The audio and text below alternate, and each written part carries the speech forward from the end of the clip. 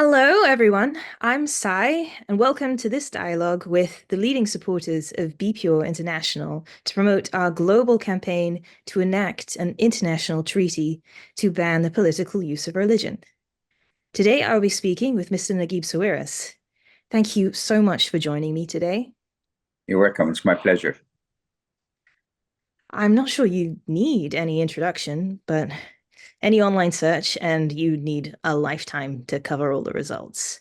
But for anyone who's not in the know, Mr. Sawiris is a renowned global investor and business leader with several conglomerates, working in all major sectors from telecommunication, mining, tourism, financial services, real estate, including developing major resorts and cities. He's a patron of many cultural initiatives, festivals, events, and he is a global philanthropist supporting hundreds of humanitarian initiatives. And last but not least, he's the first patron and first chair of the board for BPUR International. And in fact, you've been supporting BPUR for more than a year before its official launch. And what I've heard from BPUR's founder, Salam Sarhan, he made the decision to launch BPUR after meeting you in London. So really, you were the keys to the ignition of this whole mission. And I'd be interested to know, Mr. Sawiris, you've been involved with so many humanitarian causes and so many huge scale projects. So, what drew you to this cause, and why did you feel it was worthy of your time? First of all, I live in Egypt. I'm a Christian Copt, and Egypt is a majority Muslim country. So we had our own frictions here. Always people who are fanatic or use their religion and forget about the basics of all religions is to be kind, to love each other, to accept each other, even if you're different. And that God teaches us to love and not to kill or to hell or to destroy. Then you go in the outer circle of my circle, you go to Palestine and Israel, and it's Israelis wanting a Jewish state, and the Muslim and Christians, Palestinian Muslims, Christians, they don't have a place to go. So again, religion is being thrown into that. Then you go to Yugoslavia and see what happened there. Then you find the wars in our regions between Iran and the tensions between the Sunnis and the Shia, and so even if you read history and you go to the Crusades and you go to, unfortunately, religion has been always used as an excuse to launch wars and kill and destroy. And I'm sure God is innocent from all that. So I feel that the misuse of religion as a tool in order to initiate wars, or it's the last thing we need. We have to accept each other. We have to accept.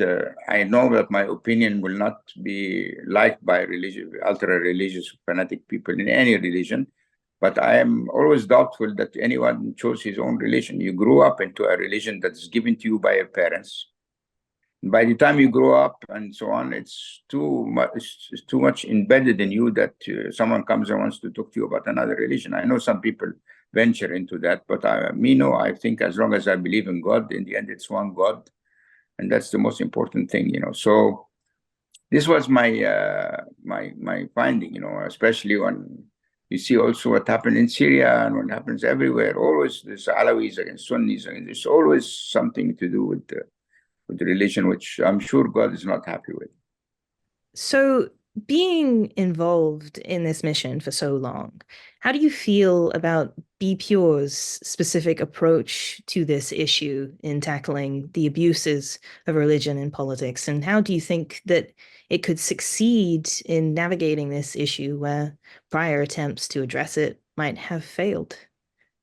Well, what differentiates this that Salam Sarhan has given his life for that cause. He's stopped all his activities in life and put all his time and effort to make it happen. Second, he's done a good job in selecting the board and trustees, people who are also big believers in the cause. He's gone the right way. He started by contacting all the relevant political forums in the world, the European Union, all entities who are recognized as reputable and as serious, to invite them to adopt our resolution. And he's done a magnificent work lately with the European Union, which is really outstanding, and the results he's achieved are very impressive in comparison to the limited budget he has, to continue his trip, So I also believe the fact that we have connected to other organizations who have similar causes, like the Bahrain King Hamad Forum, that has the same feelings and ideas. Some people in the Emirates also, they have organizations which are more into faith dialogue, which is also complementary to our mission, which is good because it reduces the frictions between the relations. So he's done a good job in trying to combine all that.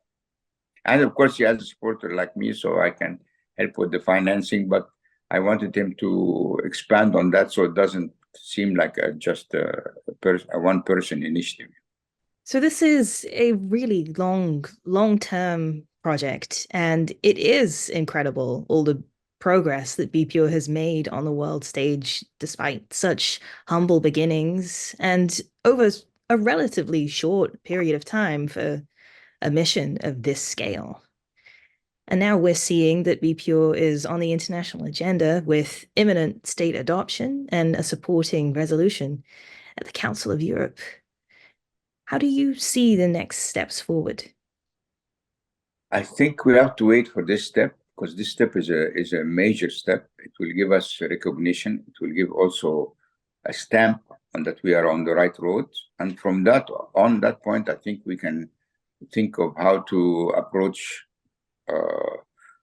countries like the United States or Russia or even China and other countries who could of this, or India, because also India has problems with religion and all that, So we can just spread the good thinking, the good spirit, and get international support on it, so people stop using God's name and their religion for their conflicts, It's a long journey, and we have a long journey ahead of us to make the world more fair and more tolerant and more peaceful. And we've made incredible headway. And in a project of this scale, it might take years for this global adoption. But how do you think that BPUR could maintain its momentum in gathering support for this hugely important cause? We have to engage let's say, a professional fundraising organization that is professionally doing this as a profession, and they get fees, because we will need a lot of funding to continue the effort till now, And as I said, I don't want to be the sole founder, because it could give a wrong impression that I'm doing this for any other reason, which I'm not. We're hugely appreciative of your support thus far. So, what are your plans to further support BPUR in its further stages? Well, what I said is, just it's the same question like the one in the past. We need to engage a professional fundraising organization, so we can insert. As long as I'm the only founder, it doesn't look good. Mm-hmm. The only backer, I mean, not founder, the only supporter. Mm-hmm. But I have not. If I would have dropped the issue, I would not be making the interview with you now.